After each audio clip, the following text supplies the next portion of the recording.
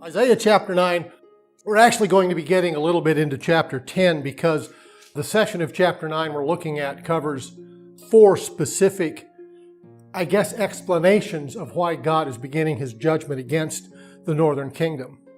Now, if you recall last week, what we looked at is what I believe probably the most powerful of the messianic prophecies in the book of Isaiah. Verse 1 started out, "Nevertheless, there will be no more gloom for those who were in distress. In the past, he humbled the land of Zebulun and the land of Naphtali. In the future, he will honor Galilee of the nations, or Galilee of the Gentiles, by way of the sea, beyond the Jordan." And of course, concluding with that passage we're all familiar with in chapter 9, verses 6 and 7. "For to us a child is born, to us a son is given, and the government will be on his shoulders.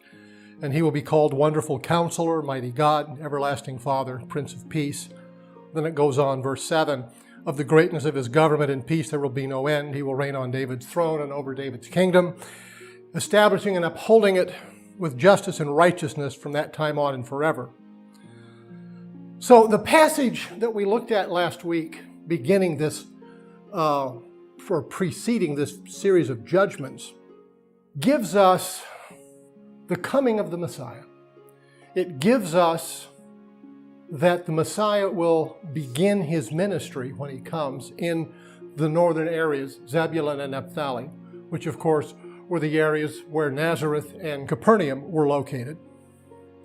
And of course, we get down into the second part.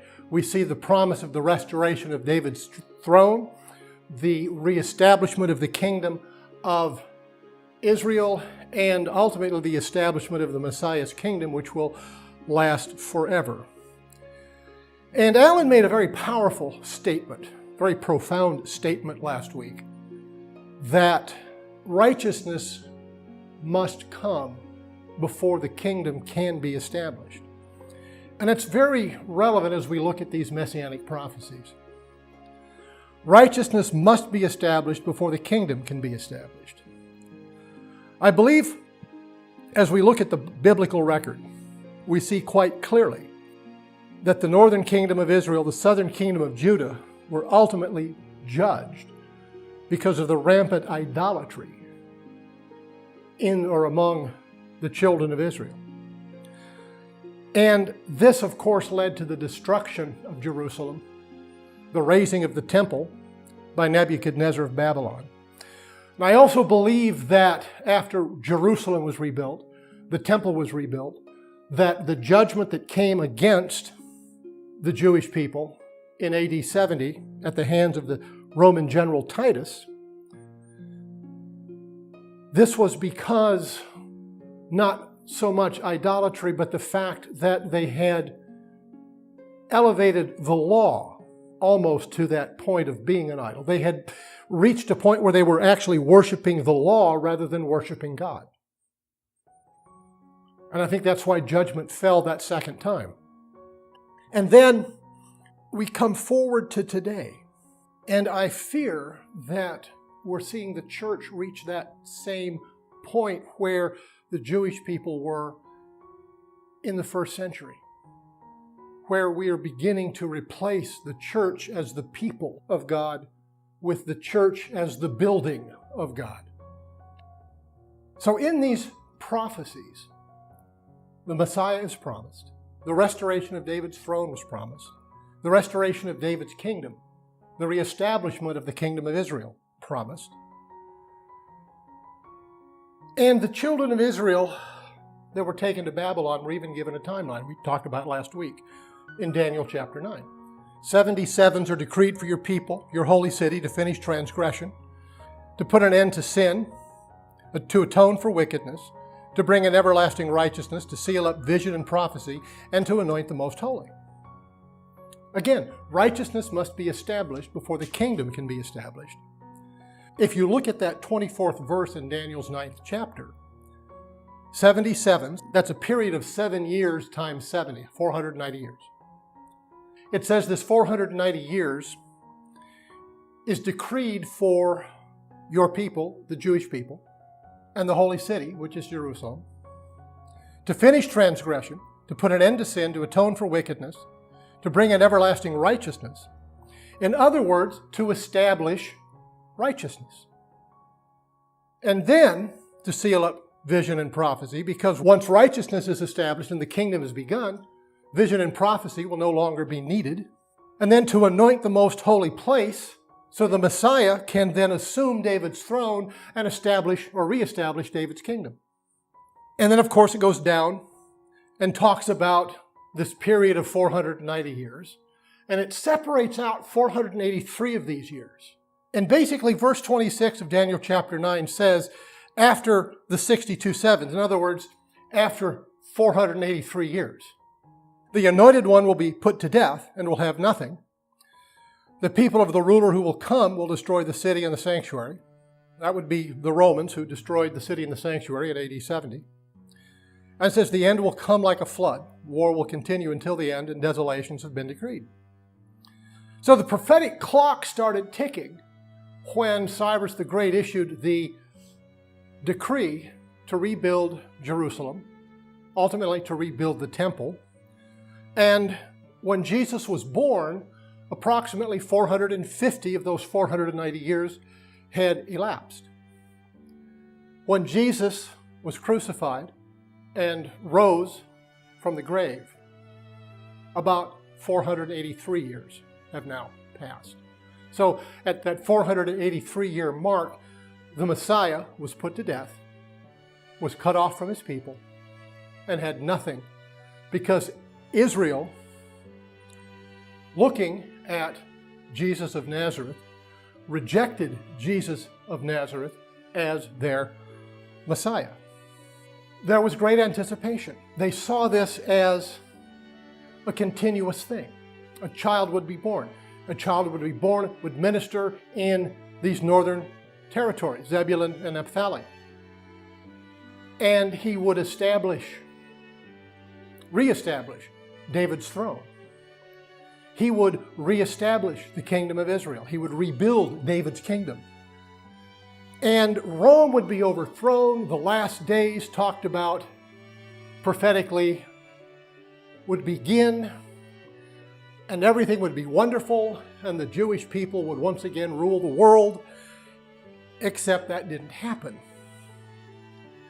And if you combine what we saw in Isaiah, for unto us a child is born, down talking about the reestablishment of Israel, with what Daniel said, verse 26 of his 9th chapter, that after the 483 years the Messiah would be put to death and have nothing, we see a twofold prophecy, which dovetails with what we see in the prophetic picture of Christ, that there would be a suffering Messiah and a reigning Messiah. The two events are separated. The birth of the child, the light of Messiah dawning in the northern areas happened. And then, only then, once transgressions were finished, an end put to sin, wickedness atoned for, and righteousness established, would we see the reestablishment of David's kingdom, the reoccupation of David's throne by the Messiah, and the reign of the Messiah over David's kingdom. The suffering Messiah and the reigning Messiah. The suffering Messiah brought redemption, and through redemption, a path to everlasting righteousness. And then through the reigning Messiah, as joint heirs with Christ, we will enter into his kingdom with our Lord Jesus Christ, and we will with him reign on David's throne and over David's kingdom for eternity. So again, righteousness must be established before the kingdom can be established. And this is why so many, especially among the Jewish people, this is why so many of them reject Jesus as Israel's Messiah. Because They wanted to see the reestablishment of David's kingdom in their lifetime. Righteousness must be established before the kingdom can be established. From the time of Abraham until today, God has been calling those who would call themselves His people to be a righteous people, to reflect His righteousness into a dark and dying world. They failed in the northern kingdom. They failed in the southern kingdom.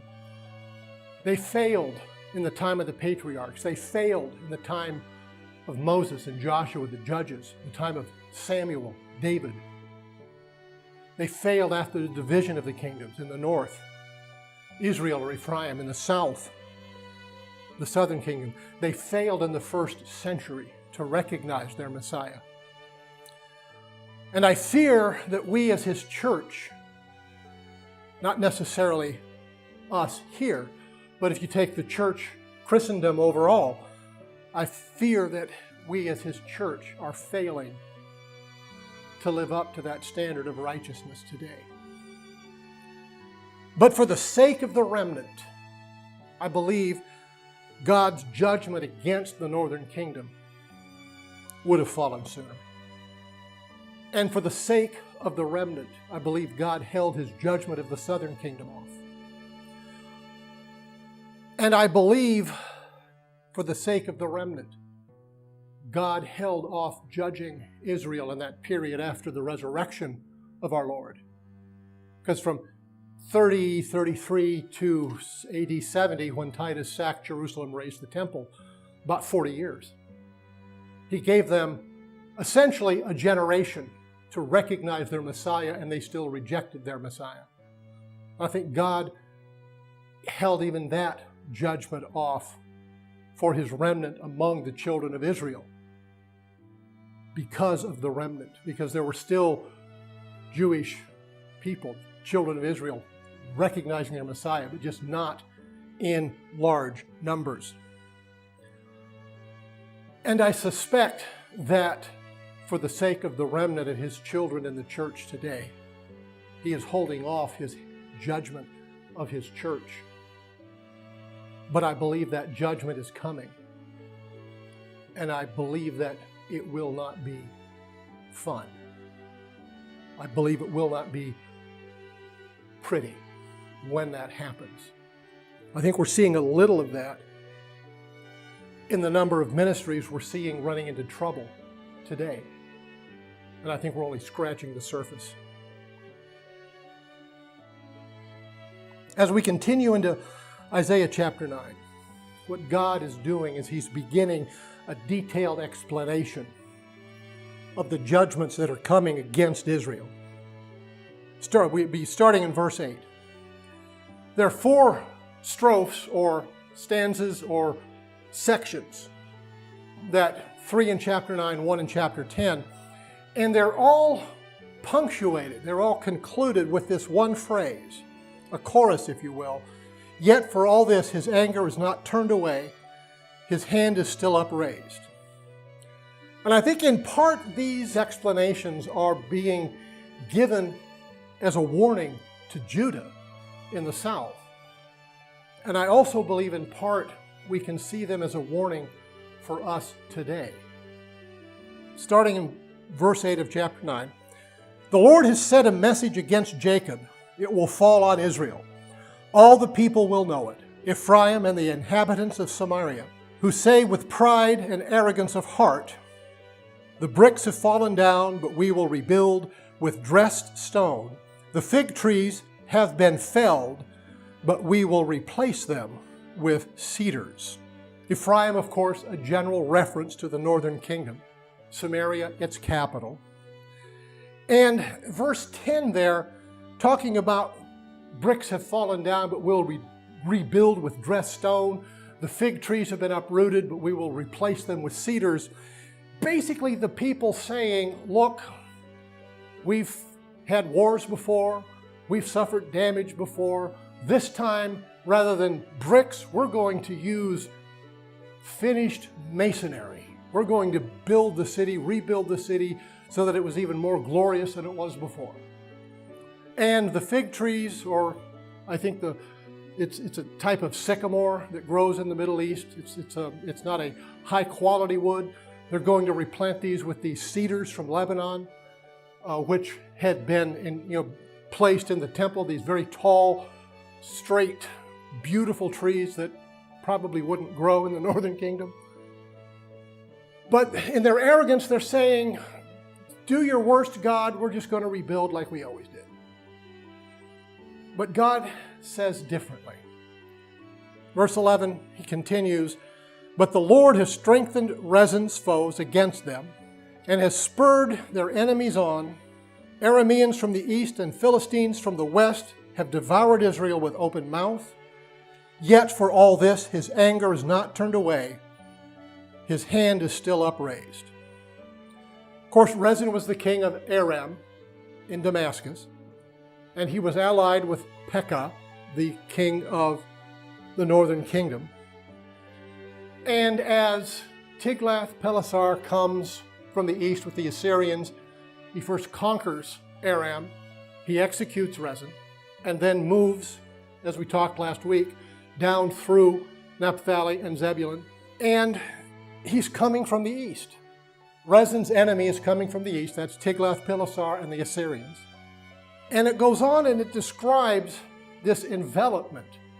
Now, either the Philistines and the remnant of the Arameans have decided that they're going to take advantage of this dissolution of this alliance between Pekah and Rezin, or Tiglath-Pileser has conscripted the Philistines and the remnant of the Arameans, and basically they're part of that army that's now coming.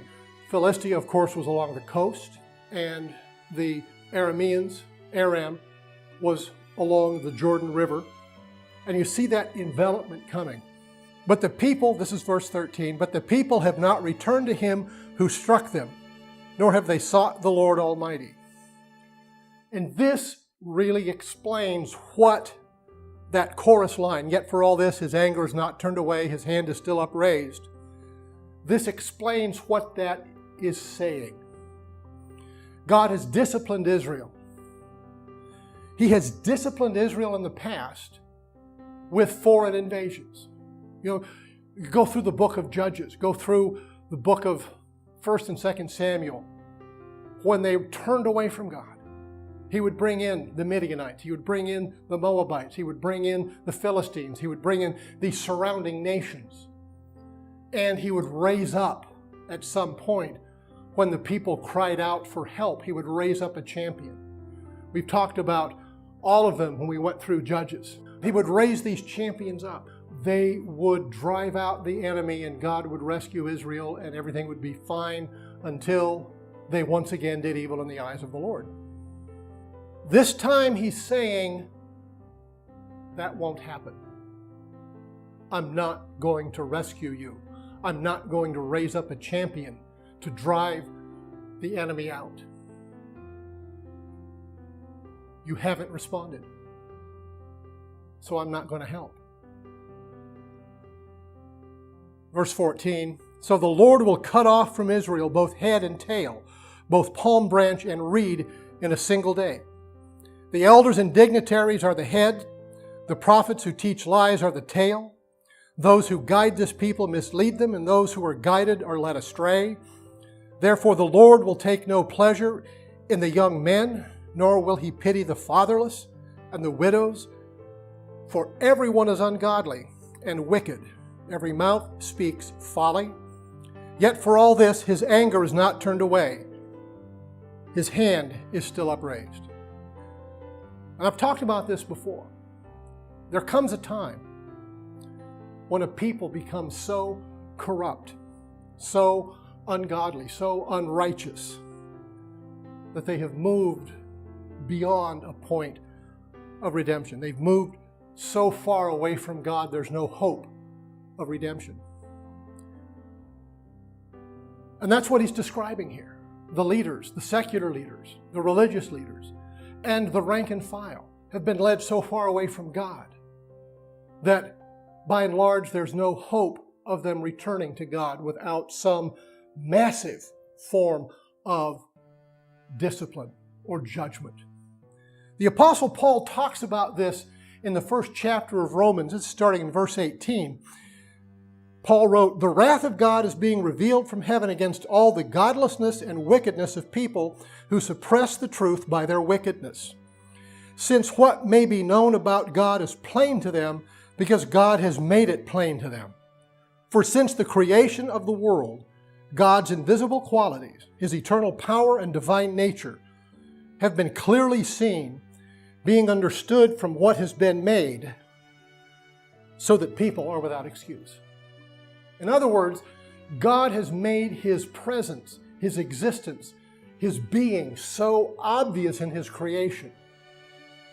The only way you can deny the existence of God is to ignore all the evidence God has given us.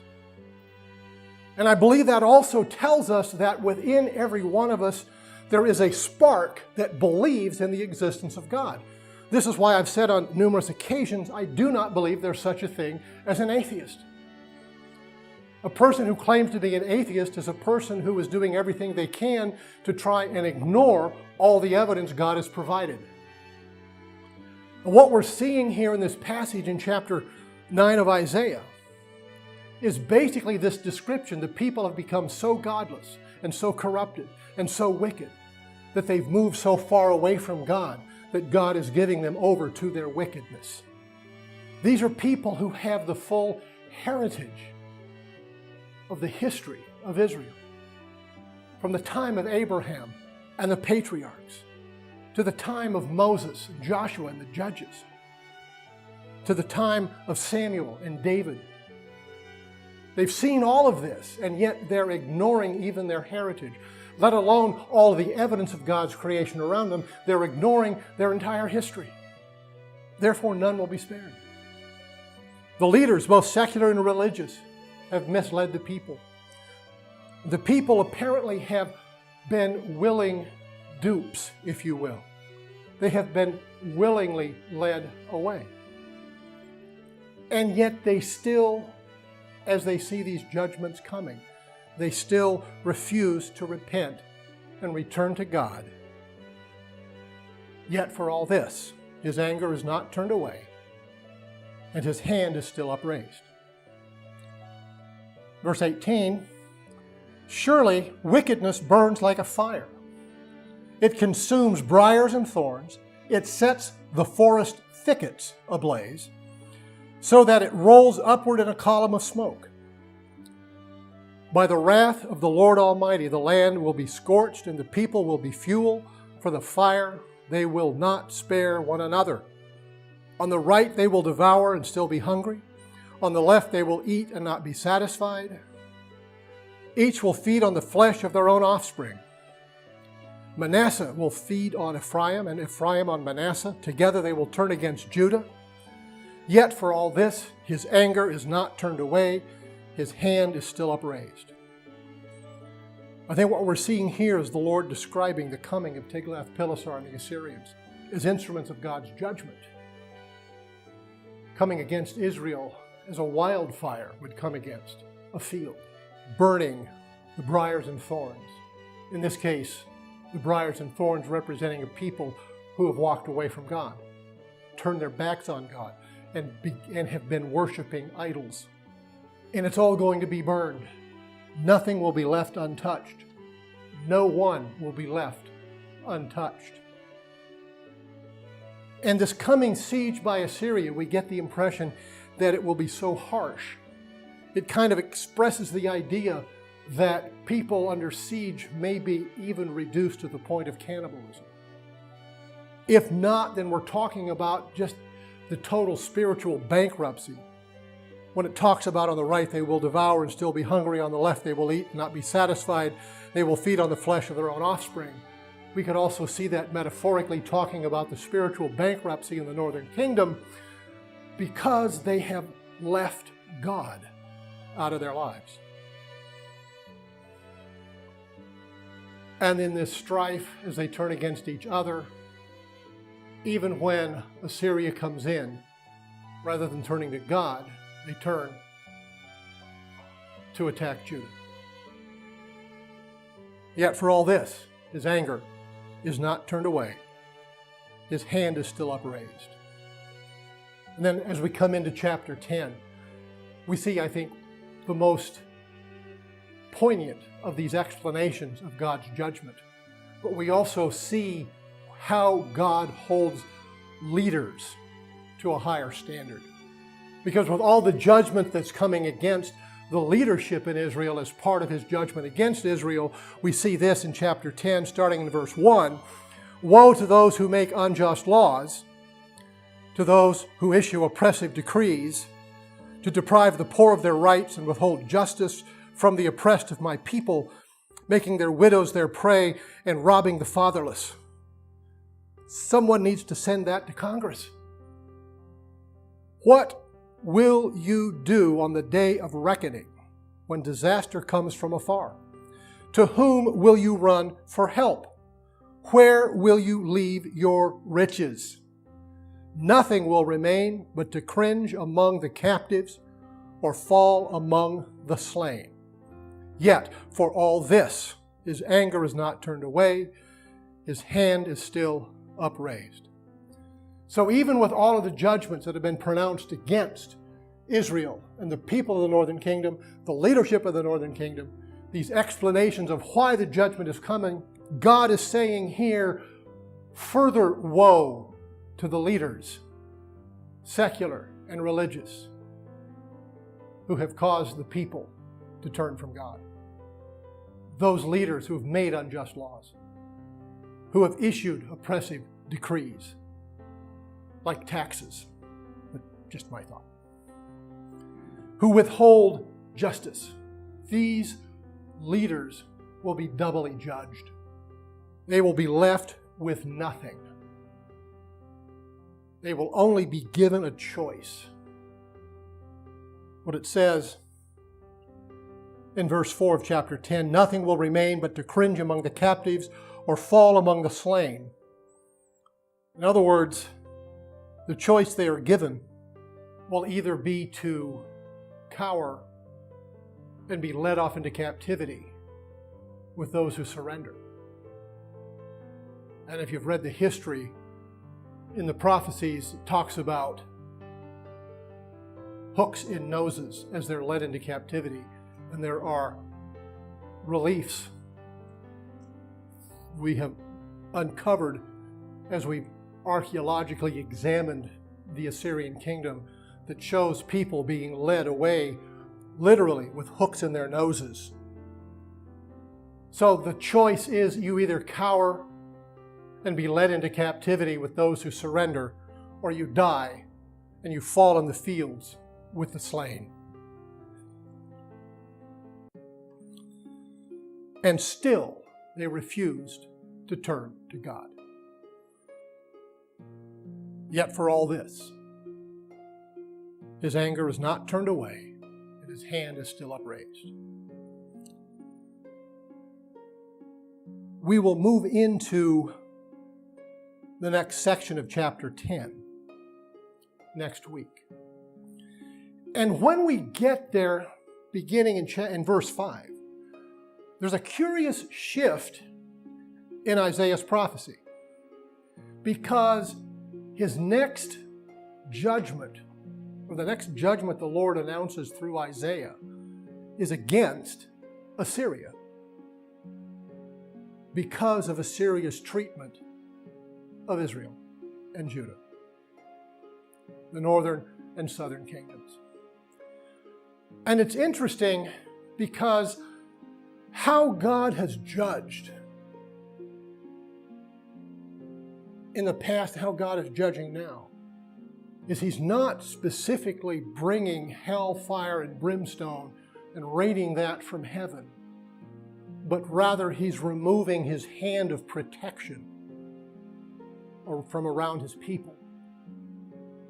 And he's removing his hand of providence from around his people and allowing the enemies of his people to come in and devour them. He's not forcing Tiglath-Pileser to invade. He's merely allowing Tiglath-Pileser to feed his own ego and come against Israel as he has desired it. And of course, when we look back at one of the promises given to Abraham. When God said, I will bless those who bless you and I will curse those who curse you. I believe what God is talking about there is He will bless Abraham and Abraham's children. And He will bless those who bless Abraham and Abraham's children. And He will curse those who curse Abraham and Abraham's children. And remember what Paul teaches us in the New Testament is that, building on the words of Christ in the Gospels, that as we come to Christ and express our faith in God, that we become Abraham's descendants by our faith. Because it was through faith that Abraham came to God. It was through faith that God saw Abraham and counted his faith as righteousness. So the faithful, the remnant, are the true children of Abraham. Those who curse those descendants, both physical and faithful, will be cursed by God. And that's what is coming now against Assyria. And then we also see God at the end of chapter 10 promise that a remnant will return to the northern kingdom from this exile from Assyria. That's what we'll be looking at next week. Are there any questions? Okay, thank you. Next week, chapter 10, or the rest of chapter 10.